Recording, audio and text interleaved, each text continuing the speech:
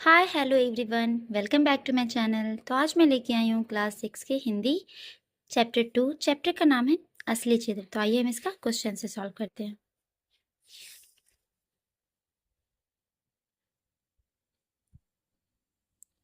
तो हमारा first question है, यह कहानी आपको कैसी लगी? इस संदर्भ में आप अपने विचार लिखें। तो हमारे फर्स्ट क्वेश्चन का आंसर है, यह कहानी रोचक तथा मनोरंजक है। इस कहानी की सबसे बड़ी विशेषता यह है कि पाठक की रुचि कहानी पढ़ने में अंत तक बनी रहती है। तेनालीराम की बुद्धि के आगे सेठ जी की चालाकी नहीं चली और उन्हें अंत में अपनी हार माननी पड़ी।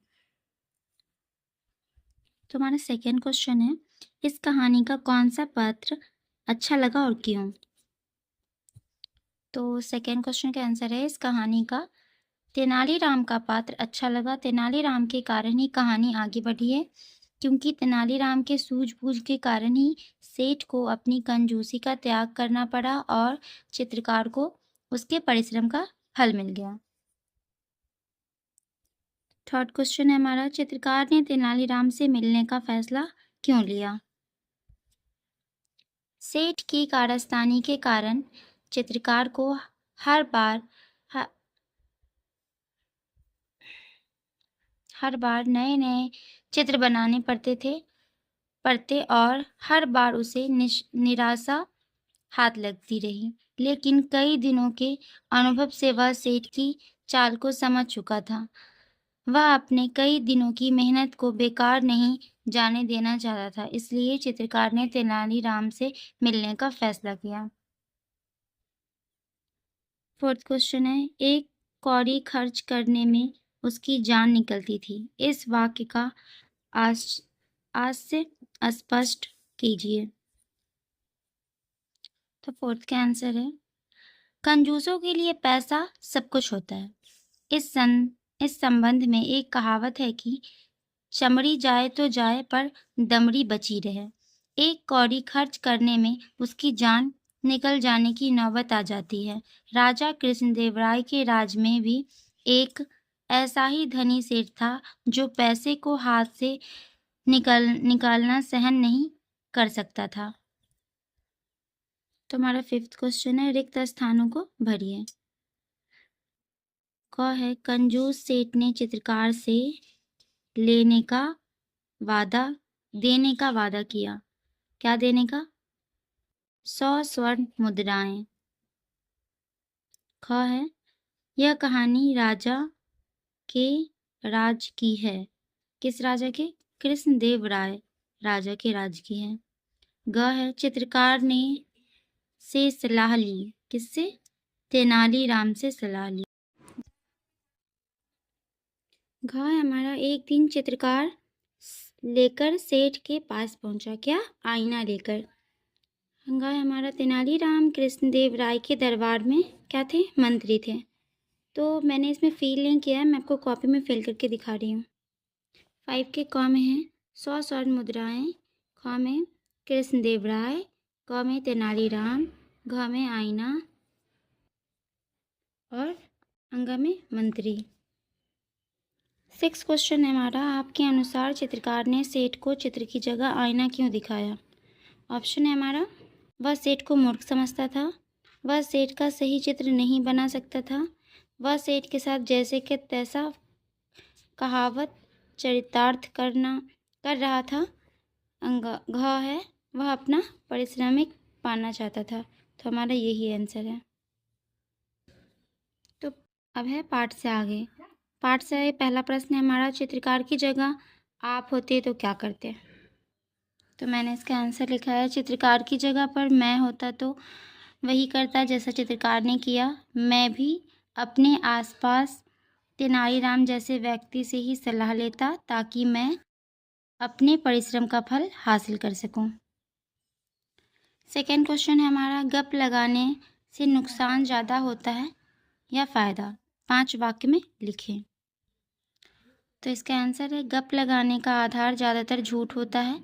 झूठ के पाँव नहीं होते। झूठ अपने बल पर बहुत देर तक टिक नहीं पाता। अतः बराबर गप लगाने वाला व्यक्ति अपने मित्रों के सामने बहुत प्रभाव डालने में विफल हो जाता है क्योंकि सच्चाई प्रकट हो जाती है। गप लगाने से नुकसान ज़्यादा होता है, फ़ायदा बिल्कुल भी नहीं। तुम्हारा थर्ड क्वेश्चन है, बार बार कंजूस सेठ द्वारा अपना चेहरा बदल लेने के बाद चित्रकार को सलाह किसने दी? दी गई सलाह का परिणाम क्या हुआ? तो थर्ड का आंसर है, चित्रकार कंजूस सेठ की चालाकी से परेशान हो गया था। उसे समझ में नहीं आ रहा था कि वह क्या करे। फिर वह तेनालीराम के पास गया और अपनी समस्या बताई। तेनालीराम ने ही चित्रकार को आईना लेकर जाने के लिए कहा, जिससे कंजूस सेठ को अपना सही चेहरा दिखाई दे। कंजूस सेठ का असली चेहरा स्वयं प्रकट हो गया और उसे अपनी हार मानने को मजबूर होना पड़ा। यह सलाह उस स्थिति में सबसे अच्छी थी और उसका सही प्रभाव पड़ा। तो नेक्स्ट क्वेश्चन है हमारा, क्या इस कहानी का कोई और शीर्षक हो सकता है? यदि हाँ तो क्या? तो फोर्थ का आंसर है, जैसे को तैसा। आप चाहे तो कुछ और भी शीर्षक दे सकते हैं, जैसे आईना, ये भी हो सकता है, पर मैंने इसका आंसर लिखा है जैसे को तैसा। अब है व्याकरण। बॉक्स में दिए गए शब्दों को संज्ञा के विभिन्न भेदों में छांट कर लिखिए।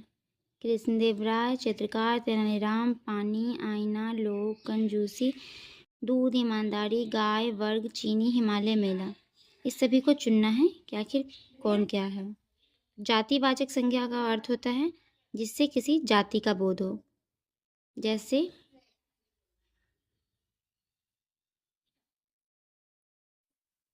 चित्रकार, और हो गया गाय, आईना। व्यक्तिवाचक संज्ञा का अर्थ हो गया जिससे किसी खास व्यक्ति, जगह, स्थान का नाम हो, तो इसका आंसर होगा कृष्णदेव राय, तेनालीराम और हिमालय। कृष्णदेव राय, तेनालीराम,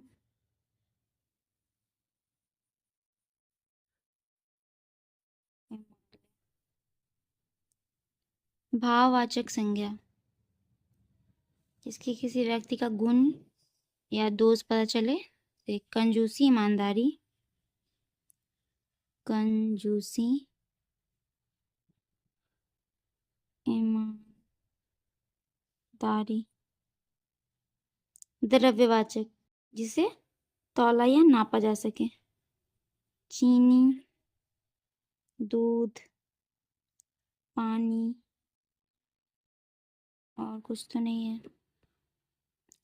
समूहवाचक जिसे किसी समूह का बोध हो, जैसे